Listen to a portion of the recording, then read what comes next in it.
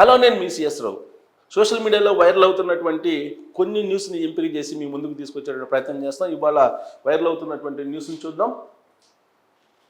Photographer పైన జరిగిన దాడికి సంబంధించి స్పందించిన మాజీ మంత్రి కొడాలి నాని ఏ విధంగా స్పందించారు చూద్దాం. రిపోర్టర్ కాబట్టి దాడి చేసి వదిలేశారు.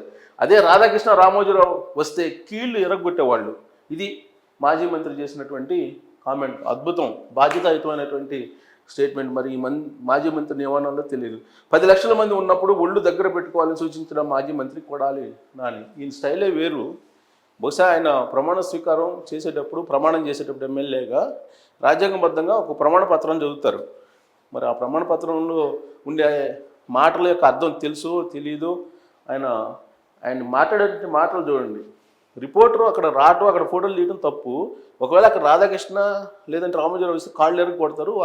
బాధ చేశారు రిపోర్టర్ని కాబట్టి బాధ వదిలిపెట్టారు అని చెప్పి ఆయన చెప్తున్నాడు. మంచి ధర్మం ఇది. జగన్ ధర్మమో లేదా జగనిజం అనుకుంటా ఇది. ఆ జగనిజాన్ని బాగా నన్ననాన్ని జీర్ణించుకున్నారు మాజీ మంత్రి కొడాలి నాని. సో మీడియాకి ఇచ్చేటువంటి గౌరవం అది.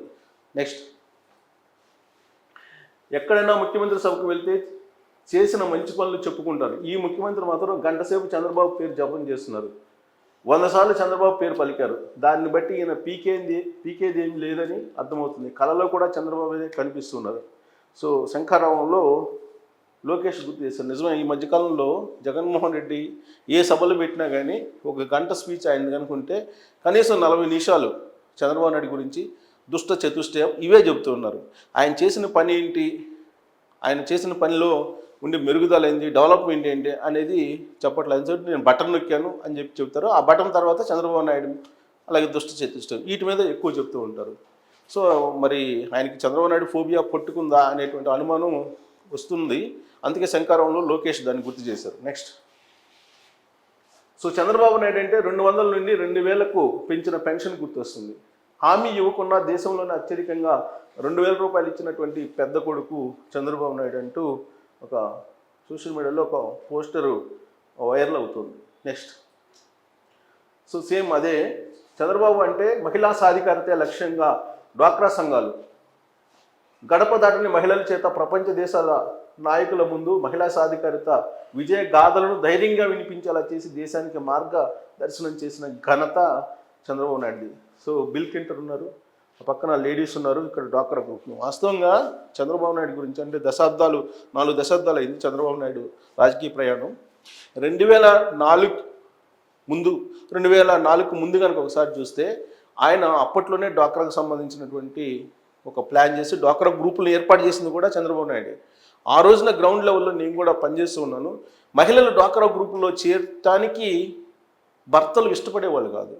అలాంటి పరిస్థితుల్లో ఇనిషియేట్ చేసి ఆయన డ్వాక్రా సంఘాలు ఏర్పాటు చేసి ఆర్థిక స్వావలంబన వాళ్ళకి కల్పించాలి అని చెప్పి ప్రయత్నించినటువంటి నాయకుడు చంద్రబాబు నాయుడు. బహుశా ఈ తరానికి అంతగా తెలియకపోవచ్చు. డ్వాక్రా సంఘాలు అనే దానికి బీజం వేసిందే చంద్రబాబు నాయుడు. వాళ్ళని ఆ రోజు అమెరికా అధ్యక్షుడు ఉన్నటువంటి బిల్ క్లింటన్ దగ్గరికి తీసుకెళ్లేలాగా చేసింది. ఆర్థిక స్వావలంబన చేసి బిల్ క్లింటన్ తోటి మాట్లాడిచ్చారు కూడా.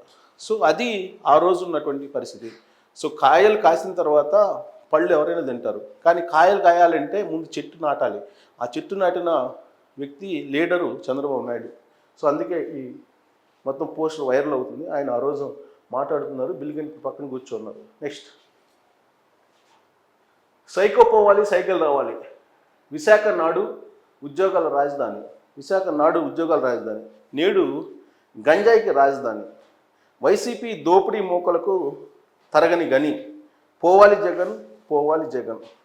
సో ఈ పోస్టర్ వైరల్ అవుతుంది. ఎందుకు వైరల్ అవుతుందంటే ఈ మధ్యకాలంలో డ్రగ్స్కి కానీ గంజాయికి సంబంధించినటువంటి వాటి మీద ఉక్కుపాదం మోపుతుంది తెలంగాణ ప్రభుత్వం.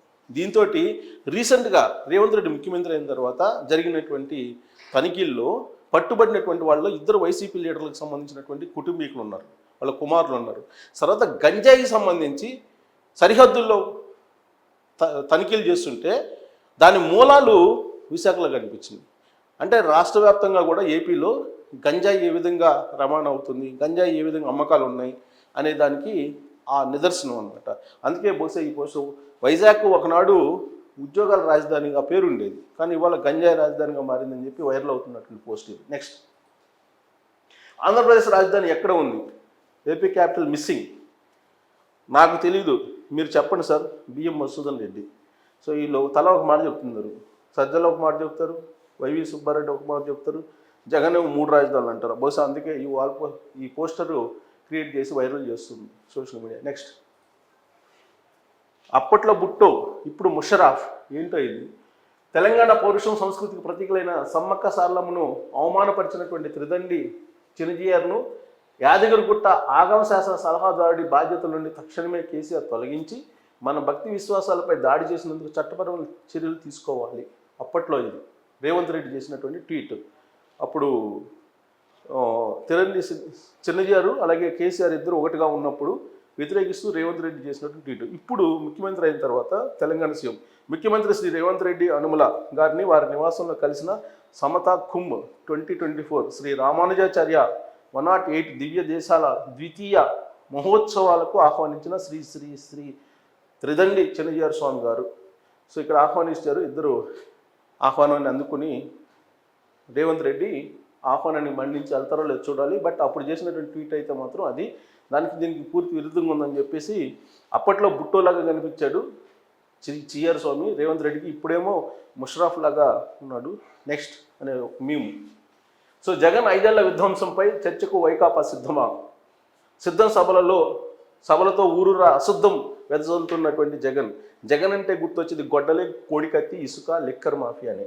ఏ ఊరికి వెళ్ళినా 5 ఏళ్ల విధ్వంసం తప్ప అభివృద్ధి జాడేది. రాయలసీమను ఎండబెట్టిన జగన్కు అక్కడ సభలు పెట్టే అర్హత లేదు. మీడియా సిబ్బందిపై దాడి వైకాపా ఫ్రస్ట్రేషన్కు నిదర్శనం. సో ఈ వాల్ పోస్టర్ ఒకటి వైరల్ అవుతుంది. నెక్స్ట్, ఇది యాత్ర, మొత్తం అబద్ధాలతో తీసిన సినిమా, యాత్ర సినిమా. ఇది వ్యూహం, కుళ్ళు కుతంత్రాలు అంటగడదాం అని తీసిన సినిమా. సో రాజధాని ఫైల్స్, ఇది రాజధాని ఫైల్స్. పద అసలైన నిజాలు తెలుసుకుందాం. సో సినిమాలకు సంబంధించి ఇప్పుడు యాత్ర, వ్యూహం, శబదం ఇలాంటివి ఉన్నాయి. రాజధాని ఫైల్స్ కూడా రిలీజ్ అయింది. దానికి సంబంధించినటువంటి ఒక మీమ్స్తో కూడినటువంటి ఒక వైరల్ అవుతున్న పోస్ట్. నెక్స్ట్, బిడ్డ బాగా భయపడ్డాడు అనుకుంటా, అమరావతి పేరు వినపడితే సుస్సు పోసుకుంటున్నాడు. ఆఖరికి సినిమాని కూడా కోర్టుకు వెళ్ళి మరీ ఒక్కరోజు ఆపాడు. సో ఎవరో సామాన్య గృహిణిలాగా ఉన్నారు. ఆవిడ ఫోటోతో ఒక మీమ్. నెక్స్ట్, సో కృష్ణా జిల్లా వైకి ఆంధ్రజ్యోతి విలేకరుపై దాడి చేసింది సైకో పార్టీ మంత్రి, మాజీ ఎమ్మెల్యే గుండా అనుచరగడమే. సో ఇక్కడ శ్రీకృష్ణపై దాడి చేస్తున్న అశోక్, మంత్రి ఉషశ్రీ శరణతో అశోక్ ఫైల్. సో మంత్రి అనుచరుడు దాడి చేశారని చెప్పి ఈ రౌండ్లో చూపించి దాడి జరిగినటువంటి దాని మీద రాప్తాడులో జరిగిన సభలో జరిగినటువంటి దాడి. సో విలేకరుల మీద చేసినటువంటి దాడికి సంబంధించి ఇతను అని చెప్పి తేల్చేశారు. నెక్స్ట్, ఆంధ్రాలో ఎమర్జెన్సీ నాటి రోజులు వచ్చాయని చెప్పేసి ఆ పోస్టర్ యొక్క సారాంశం. ఇక ఫ్యాన్ ఇంట్లో ఉండాలి, సైకిల్ బయట ఉండాలి, టీ గ్లాస్ సింకులో ఉండాలి, అన్నిటికంటే ముఖ్యంగా క్రిమినల్స్ జైల్లో ఉండాలి. ఈ మీమ్ మాత్రం గత కొన్ని రోజుల నుంచి వైరల్ అవుతుంది. నెక్స్ట్, సో ఇది షర్మిల కుమారుడి పెళ్ళి ఫోటో. షర్మిల కొడుకు పెళ్లిలో జగన్ మావయ్య ఏకాడా అంటూ ఒక సెటైర్తో కూడినటువంటి ఒక కొటేషన్ వేసి జగన్ మామ ఎక్కడ మేనమామ అని చెప్పి ఏకాడా అని అంటూ సెటైర్. నెక్స్ట్, ఫ్యాన్ ఎప్పుడు ఇంట్లో ఉండాలి, సైకిల్ ఎప్పుడు బయట ఉండాలి, తాగేసిన గ్లాస్ ఎప్పుడు సింక్లోనే ఉండాలి. ఇది బాగా వైరల్ అవుతుంది. మరి బాబాయ్ని వేసిన గొడ్డలు ఎక్కడ ఉండాలి అని చెప్పి ఇది పెద్ద సెటైర్, మామూలుగా ఇది సెటైర్. సో పెద్ద సందేహం వ్యక్తం చేస్తూ తయారు చేసినటువంటి మీమ్ ఇది వైరల్ అవుతుంది. నెక్స్ట్, ఫ్యాన్ ఇంట్లో ఉండాలి, సైకిల్ బయట ఉండాలి, టీ గ్లాస్ సింక్లో ఉండాలి. అబ్బో, జగన్మోహన్ రెడ్డి రాప్తాడు సభలో ఈ కామెంట్ చేసినట్టున్నారు. సో ఈ పచ్చ మీడియా అంట కంట్రోల్లో ఉండాలంట. సో పచ్చ మీడియా కంట్రోల్లో ఉండాలి, కంట్రోల్ లేకపోతే ఈ విధంగా కొడతాం అని చెప్పి ఒక మీమ్ తోటి తయారు చేసినటువంటి ఒక పోస్టరు. ఇది చెప్పడానికి కూడా ఒక రకంగా తలవంపులు జగన్మోహన్ రెడ్డి ప్రభుత్వానికి. ఈ విధంగా మీమ్స్ తయారు చేసి పెట్టడానికి కూడా ప్రతిపక్షాలు పక్క సీట్లో ఉండాలి. ఒక సెటైర్ అన్నమాట. అంటే జరిగినటువంటి దాడిని కూడా సమర్థించుకుంటూ ఇలాంటి పోస్టుల్ని వైసీపీ సోషల్ మీడియా వైరల్ చేస్తున్నటువంటి పరిస్థితి. నెక్స్ట్, 3196 ప్రైవేట్ స్కూల్ బస్సులు 3010 ఆర్టీసీ బస్సులు పెట్టి డబ్బులు, మందు, బిర్యానీ పంచి జనాల అభిమానంతో వచ్చినట్టు బాగానే ఎక్స్ట్రాలు ఏదో రాశారనమాట. సో అది మనం చదవలేని భాష అది. సో ఇది అంటే రాప్తాడు సభ ఎలా క్లిక్ అయిందంటే 3196 ప్రైవేటు స్కూల్ బస్సులు 3010 ఆర్టీసీ బస్సులు పెట్టి డబ్బులు మందు బిర్యానీ పెట్టి తరలించి రాప్తాడు సభను క్లిక్ చేశారు అనేది ఒక మీమ్.